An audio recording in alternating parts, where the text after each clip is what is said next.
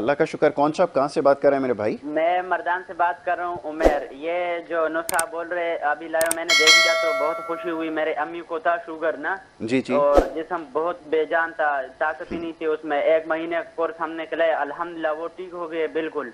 अब हमारे खानदान में 2 और भी पेशेंट है ना, एक जेंट्स है एक लेडीज है, तो उनके लिए ये पूछना था कि वो लेके आए चेकअप के लिए या ऐसे TCS थ्रू करके या वीडियो कॉल पे बात कर ले। अच्छा ठीक है, चलें अभी आपको अब जवाब देते हैं। ठीक है जी साजिद इस्लाम साहब। जी उमेर साहब, क्या हाल है आपकी? खैरियत? आप मेरा नंबर चल रहे हैं दोनों इसके ऊपर, ठीक है।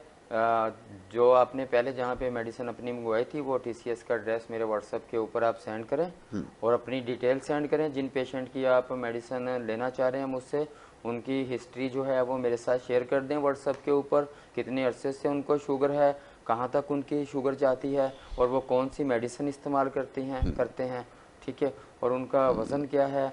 और बाकी मामला जो है मैं मज़ीद आपसे कुछ ज़रूरत पड़ी तो डिस्कस कर लूँगा।